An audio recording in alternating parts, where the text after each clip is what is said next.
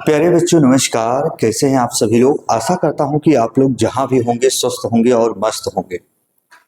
प्यारे बच्चों लेखपाल की वैकेंसी काफी जल्द रिलीज होने वाली है, आप सभी लोगों को पता है। उसको लेकर हिंदी की क्लास में अनुवाद चालू कर दिया हूं। आज हम कारक के संपूर्ण निचोड़ को पढ़ेंगे। कहीं ना कहीं अगर आयोग कठिन स्तर का पेपर बना दिया तो कैसे आपके एग्जाम में प्रश्न आएंगे।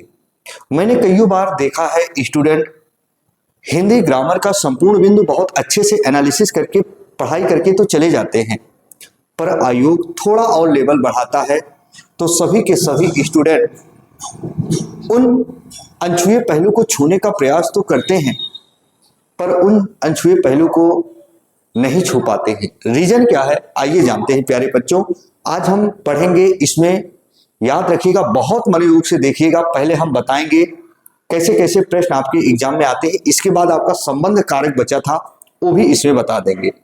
क्योंकि सेंटेंस देता है घुमा फिरा कर, कई बार सेंटेंस देता है और उसमें आपसे पूछता है कि इसमें ये पद क्या है, कर्ता है, कर्म है या कारक है। जैसे प्यारे बच्चों मैंने आपसे कई बार बताया है कारक के बारे में हम आपको कई बार बताए। कारक जो भी होते हैं आपके, वो या तो आपकी संज्ञा होंगे या तो क्या होंगे प्यारे बच्चों, सर्वनाम होंगे। कारक जो भी होंगे वो या तो संज्ञा होंगे या तो सर्वनाम होंगे। प्यारे बच्चों ये आप लोगों को पता है। जैसे हम एक सेंटेंस दे रहे हैं, इस सेंटेंस को आप बहुत गौर से देखिएगा। पेड़ से पत्ता गिरता है,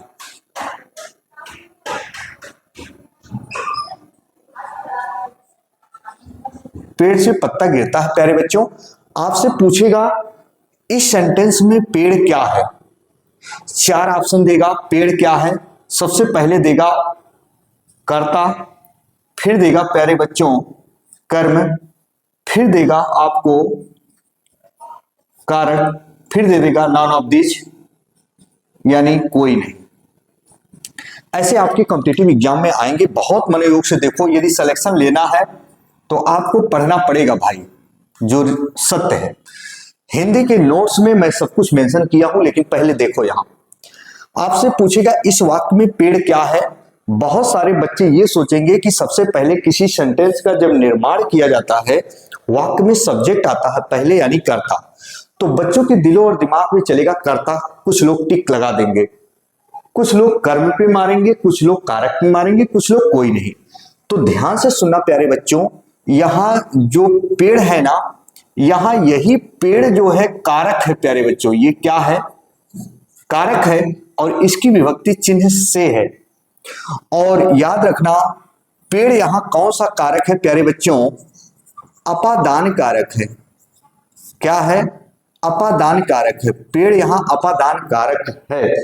याद रखना कारक जो भी होते हैं या तो संज्ञा या तो सर्वनाम, और इसके साथ साथ प्यारे बच्चों ये पेड़ जो है शब्द ये संज्ञा है, ये संज्ञा है और आपको पता है जातिवाचक संज्ञा है। पेड़ जातिवाचक संज्ञा है। ऐसे आपके कॉम्पिटिटिव एग्जाम में पूछेगा। लेकिन यहां पत्ता क्या है प्यारे बच्चों, पत्ता आपका कर्म है। गिरना वर्ब यानी क्या है प्यारे बच्चों, क्रिया है, हेल्पिंग वर्ब, सहायक क्रिया ता है, ती है, ते है लगा है। बात समझ पाए। जैसे आपके एग्जाम में आ जाएगा पक्षी आकाश में उड़ते हैं। ध्यान से सुना, आकाश में पक्षी उड़ते हैं या पक्षी आकाश में उड़ते हैं। अब आपसे पूछेगा ऐसे, पक्षी आकाश में उड़ते हैं,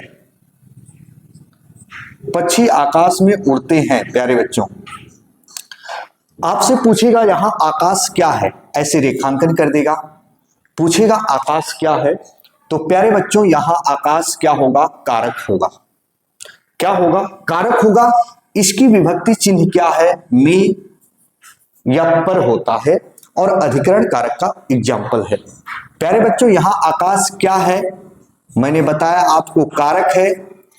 याद रखना कारक जितने भी होते हैं या तो संज्ञा या तो सर्वनाम, आकाश शब्द यहां क्या है प्यारे बच्चों, कारक है और इसके साथ साथ संज्ञा है।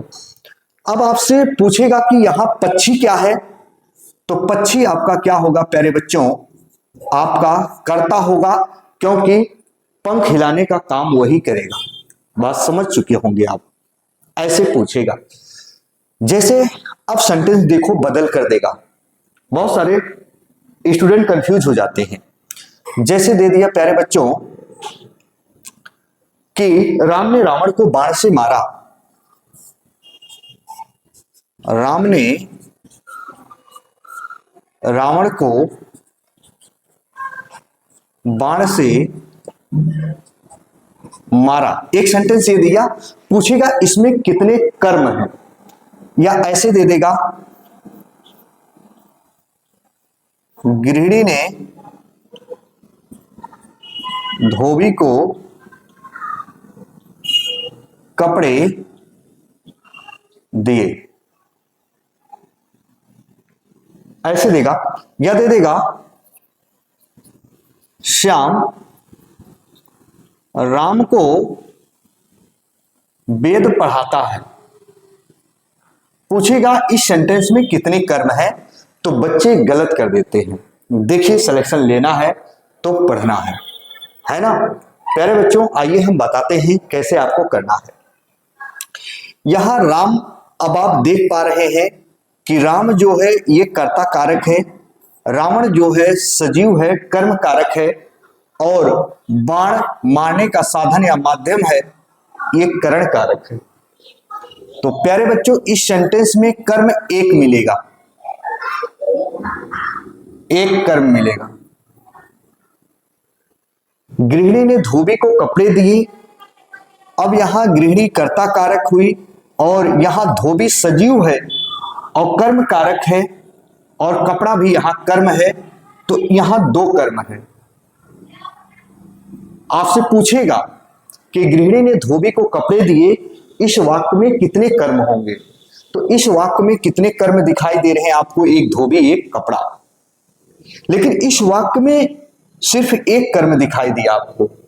ऐसे देखा राम श्याम को वेद पढ़ाता है, इस वाक्य में कितने कर्म होंगे, एक तो राम है यहां कर्म सजीव है, और एक वेद निर्जीव है। याद रखना यहां भी क्या होंगे, दो कर्म होंगे। जैसे मैंने दिया अध्यापक बच्चों को पाठ पढ़ाता है, या अध्यापक ने बच्चों को पाठ पढ़ाया। अब आप देखेंगे प्यारे बच्चों कि यहां जो है अध्यापक ने बच्चों को पाठ पढ़ाया, यहां बच्चों जो है सजीव कर्म है और सजीव के साथ को विभक्ति चिन्ह का प्रयोग होता है, और यहां पाठ निर्जीव कर्म है, तो दो कर्म यहां भी मिले। क्या हुए, दो कर्म मिले। ऐसे भी एग्जाम में आते हैं। तो एक तो ये पता चला कि यहां कैसे पूछे एग्जाम में कौन सा कारक होता है, कौन सा कर्ता, कौन सा कर्म।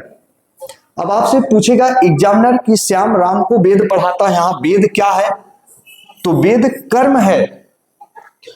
राम क्या है, राम भी कर्म है, लेकिन ये कारक के रूप में देखा जाए तो यहां कर्म कारक है, जिसकी विभक्ति चिन्ह क्या है, को, तो दो कर्म है। बात समझ में आई प्यारे बच्चों। तो चैनल पर नए होंगे, चैनल को प्लीज सब्सक्राइब जरूर कर लीजिएगा, बेल आइकन को जरूर प्रेस कीजिएगा। हिंदी के नोट्स में मैं सब कुछ मेंशन किया हूं, लेकिन प्यारे बच्चों याद रखना हम और कुछ अभी पढ़ाने वाला हूं, ध्यान से सुनो। पहले हिंदी का नोट्स हम तभी प्रोवाइड करा पाएंगे जब आपकी वैकेंसी आ जाएगी लेखपाल की। रीजन क्या है, सिलेबस में थोड़ा बहुत बदलाव होने वाले हैं, वो देख लिया जाए ताकि प्यारे बच्चों आपका नुकसान ना हो। मैं नहीं चाहता हूं कि बच्चों का नुकसान हो, लेकिन हिंदी पढ़ने के बाद आपको ऐसा लगेगा कि मानो बहुत हिंदी आसान है। आइए इसके बाद हम संबंध कारक बहुत अच्छे से जो है पढ़ेंगे, है ना। तो चलो आप लोग एक स्क्रीनशॉट ले लो प्यारे बच्चों, संबंध कारक इसके बाद हम पढ़ लेते हैं बहुत अच्छे से। देखो संबंध कारक अगर आपसे पूछा जाए स्टूडेंट, तो संबंध कारक में जैसे आप पढ़ के जाते हो एग्जाम में वैसे सेम नहीं आता। रीजन क्या है, कैसे प्रश्न आते हैं, उसके बारे में भी हम बताएंगे, है ना। अगर वैसे पढ़ लिए तो 110% आपका एग्जाम क्लियर होना तय है। देखिए, मैं बच्चों को गुमराह कभी नहीं करता हूं, है ना। प्रश्न कैसे आते हैं, जब तक वैसे नहीं पढ़ोगे प्यारे बच्चों, सिलेक्शन वलेक्शन नहीं हो पाता है। जो बात है मैं साफ सुथरी बातें बताता हूं, बाकी दिन रात मेहनत करने से कुछ नहीं होता है। आप जब तक अच्छे से खूब नए टेक्निक से नहीं पढ़ोगे, एग्जामिनर कैसे कैसे प्रश्न बनाता है या बना सकता है, जब तक अच्छे से आप नहीं एनालिसिस कर पाएंगे, तब तक याद रखना सफलता के दरवाजे तक आप पहुंच नहीं पाएंगे प्यारे बच्चों। चलिए जरा देखते हैं क्या है संबंध कारक। प्यारे बच्चों, संबंध कारक के बारे में हम सभी लोग पढ़ लेते हैं कि संबंध कारक में कैसे कैसे प्रश्न आते हैं। जरा देखो, वही बचा था आपका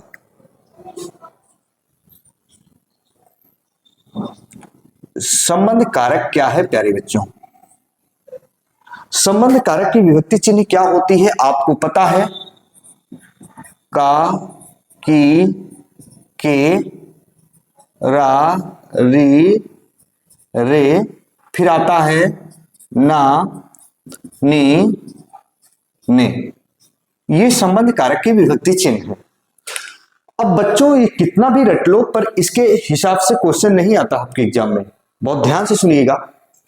आपने हिंदी का एक टॉपिक पढ़ा होगा, निश्चयवाचक सर्वनाम और सर्वनाम विशेषण में अगर डिफरेंस कोई पूछ ले तो शायद ही कोई बच्चा जल्दी बता पाए।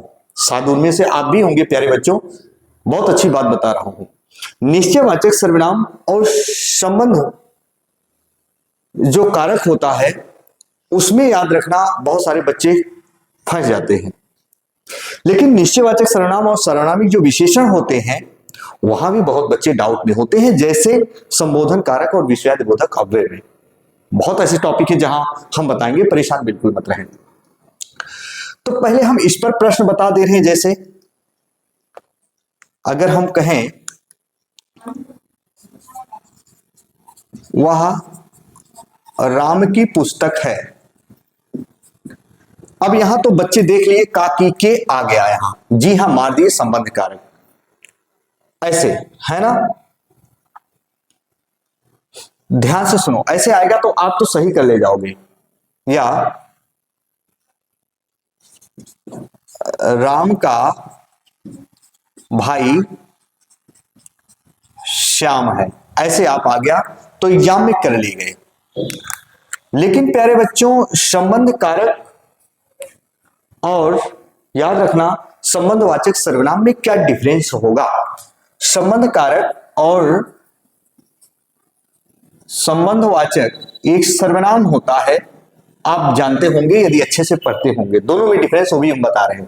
पहले इसके बारे में देखो, यदि आपके एग्जाम में इस पर प्रश्न नहीं आया तो याद रखना ये जो का, की, के, रा, री, रे, ना, नी, ने, ये सर्वनाम के साथ विभक्ति चिन्ह ऐड करके लिखी जाती है।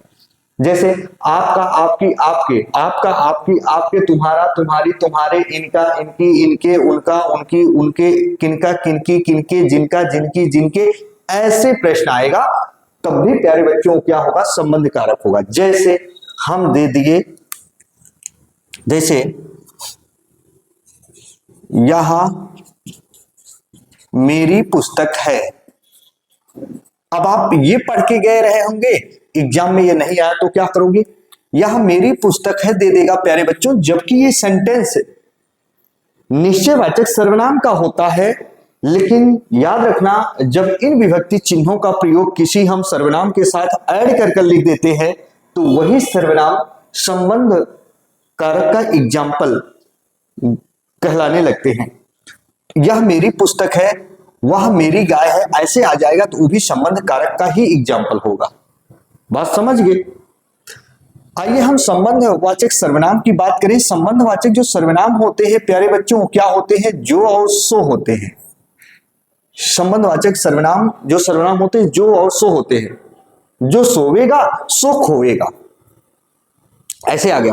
पर इस पर भी प्रश्न नहीं आते, वहां दो संज्ञा या सर्वनाम को पदों को बांधने का कार्य करते हैं ये सर्वनाम। जैसे जिसकी लाठी उसकी भैंस, जैसी करनी वैसी भरनी, जितना गुड़ डालोगे उतना मीठा होगा, जो सोवेगा सो खोवेगा। वो सभी किसके होते हैं? संबंधवाचक सर्वनाम के होते हैं। प्यारे बच्चों, एक बार लाइक वाला बटन जरूर प्रेस कीजिएगा। चैनल पर नए होंगे चैनल को जरूर सब्सक्राइब करिएगा। चलिए, इसी के साथ आपका भाई आपका दोस्त अपनी वाणी को विराम देता है। फिर हम मिलेंगे नए बिंदु के साथ। तब तक के लिए मित्रों, जय हिंद जय भारत।